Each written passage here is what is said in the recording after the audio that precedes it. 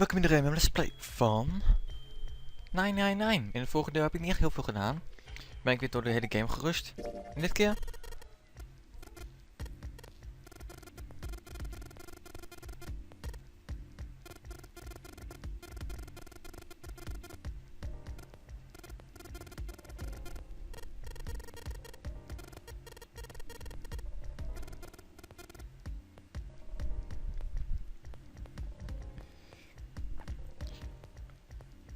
En ik ga gewoon janken om deur nummer 3. Waarom deur nummer 3? Fuck it.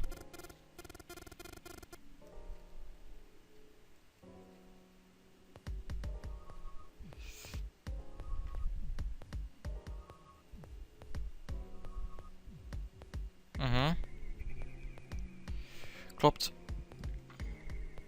Maar ja, die had geluk hebben we niet.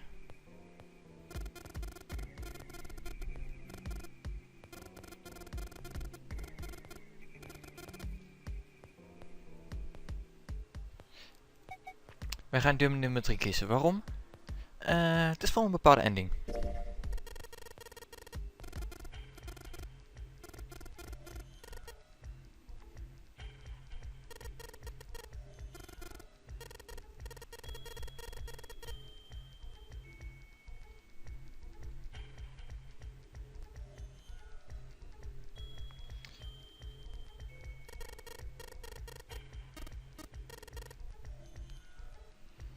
Ja.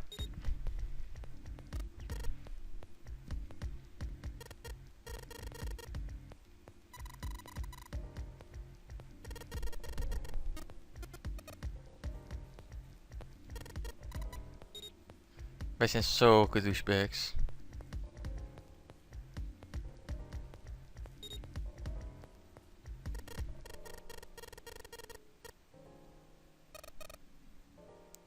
Santa, Lotus en Clover. Dus als 2, 3, 7, 5, 2 is 1, 3.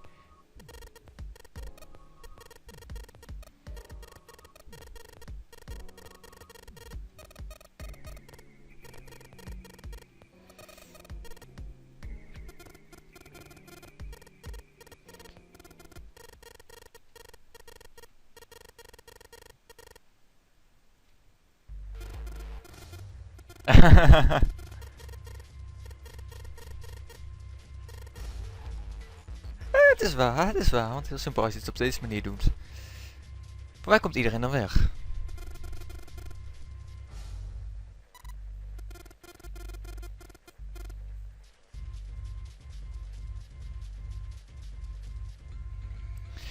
Ik ga niet verder met de stem, want de stem... Ik krijg de stem niet meer voor elkaar. Ik kan het 1 keer doen en dan niet meer.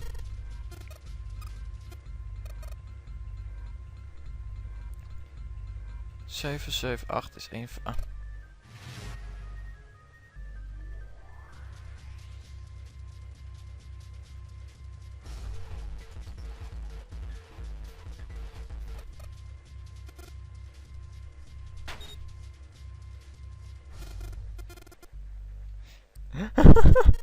Oh, dit is niet goed, jongens. Nou jongens, rennen als de hel. Nu.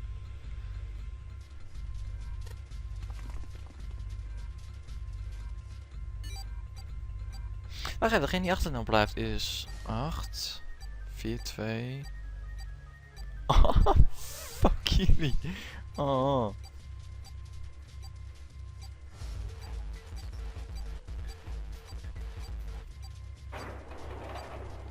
Oké, nieuwe deur. Deur die ik niet ken.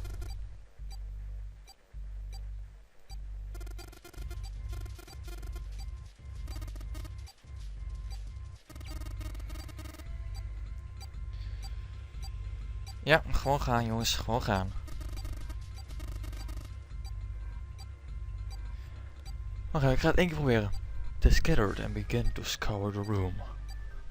The deactivation device was nowhere to be found. Corridors stretched out in 3 directions, but everyone was blocked off by a wall of metal. There was only one way out. One other door. 7 ran for the door, a rusty iron thing. His large hands grabbed hold of the handle and pulled. Ik kan het voor elkaar krijgen. Wow. The room inside was pitch black. They could see nothing beyond a small patch of light that spilled through the doorway. Jimpy stuck his head through the door and looked around the room. Almost immediately he spotted the blinking red light on the right wall. Ik vind een beetje vals spelen. In een kamer neerzetten. I found it, the desk right over here. He stepped into the room and nearly fell down. The floor was slippery. He stopped and glanced down at his feet. That what was?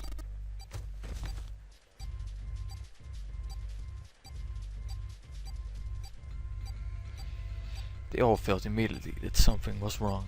Nothing that could be easily identified. Only a sense that something terribly shared the room with them, but there was no time to say so. They all started running. In the dark it was hard to tell where the wall was. All they could see was a tiny red light blinking at them over and over and over. Then finally suddenly they were there. In quick succession they all slammed their hands against the scanner panel.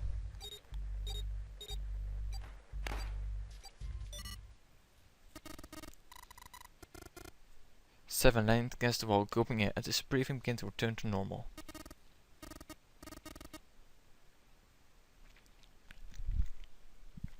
Jimpy could hear him laughing in the dark, but could barely make out his face. Sounds of retching came from Santa's direction. So desperate had they been in their race to the dead that no one had noticed the horrible smell that pervaded the room. It was terrible, nauseating stench like burnt and rotten meat. Adrenaline had drowned it out, but now it rolled over Jimpy in waves, forcing itself into his nose with every breath he took. He felt his stomach clench and bile rise up in his throat.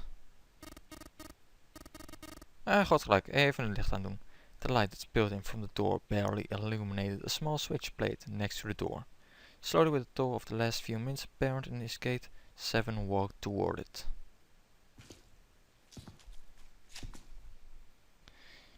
He stopped as he got close and extended his fingers toward the switch. I krijg bloed. Oh. There was a soft click as the lights came on. It had scarcely faded when another noise pierced the air. A scream. Jimpy's breath stopped in his throat. His heart ceased to beat. Time froze. His mind scrambled to make sense of what he saw before him. What was left of the body sat in a sea of blood. Chunks of flesh torn from the body sat in the blood like tiny islands in a great red sea. Lekker. A vast ragged hole had been torn in the torso and remained of his attendant's blood like fresh spaghetti. Ah, meen je nou? Deze tekst heb ik een keer eerder gehad.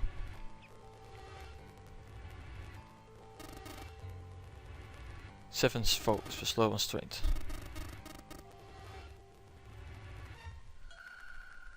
Dit stuk kennen we al.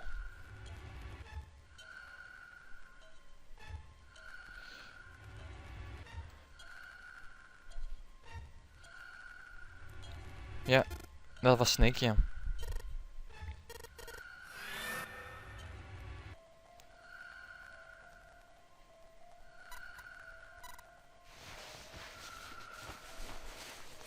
Oké, nu krijgen we een nieuwe tekst. She shook her hand violently and grabbed fistfuls of her own air. Jimpy could hear the sound of hair tearing. He grabbed for her wrist, but as he did, June leaped up and ran toward the exit.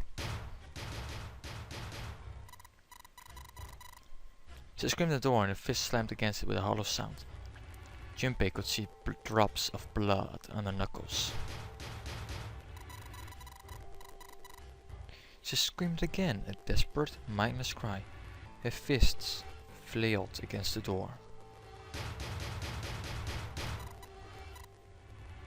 Ik denk niet dat ze het voor elkaar krijgt. Jimpy couldn't watch anymore. He ran to June and wrapped his arm around her, pulling the screaming girl away from the door. She scrambled for a moment, her legs skittering across the floor, but her resistance didn't last long. As suddenly as her outburst had begun, it was over. The manic energy disappeared and the body went limp in Jimpy's arms.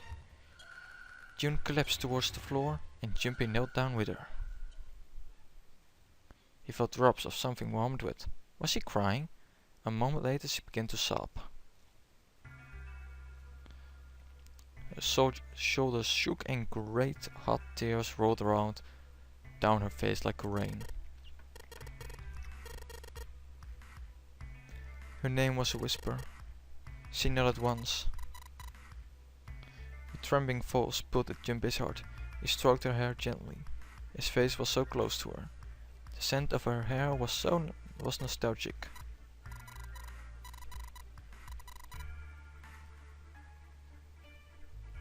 Several minutes passed before June's tears had dried.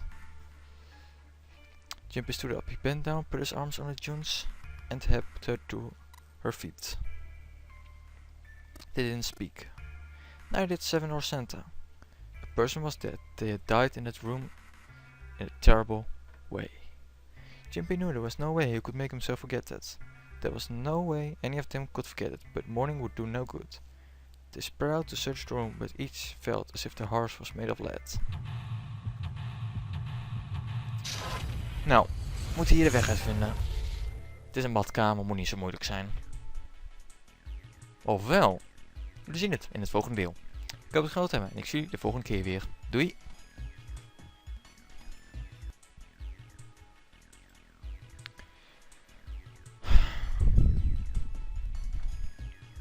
Welkom in de game Let's Play van 999. In het vorige deel kwamen we in deur nummer 3.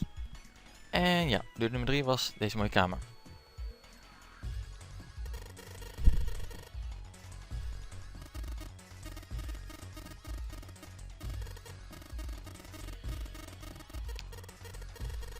Ja, oh dat is jammer. Maar goed, dit is de eerste puzzel die wij niet eerder hebben gedaan, dus je wordt een beetje klooi voor mij. Bucket. Junpei reached for a broom and as he grabbed it, he heard a soft voice from behind him. It was June. He turned around. June still looked sadly pale, but there was a smile on her face.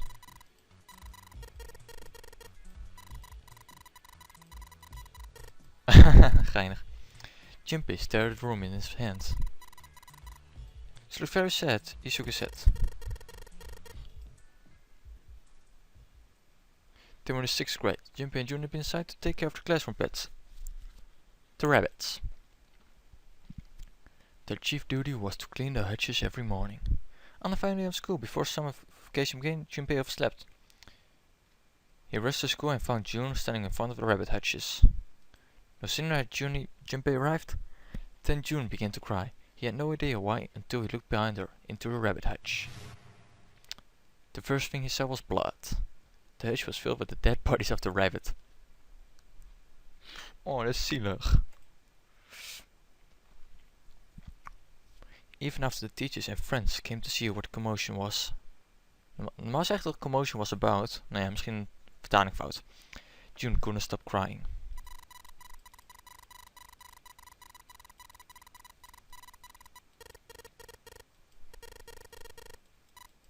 June smiled and a little of the flush of life returned to her cheeks. The school also kept roosters and guinea pigs. Junpei and June decided the murder would likely return to finish off the rest of the animals. What?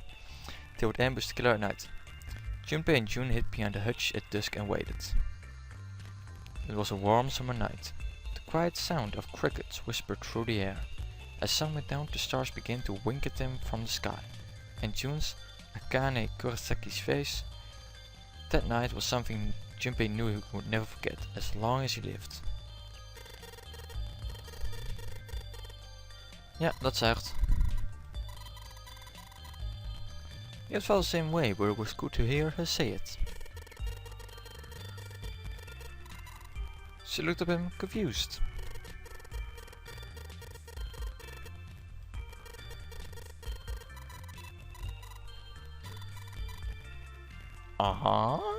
Cute. She blushed ferociously. Clearly embarrassed, she tried desperately to change the subject.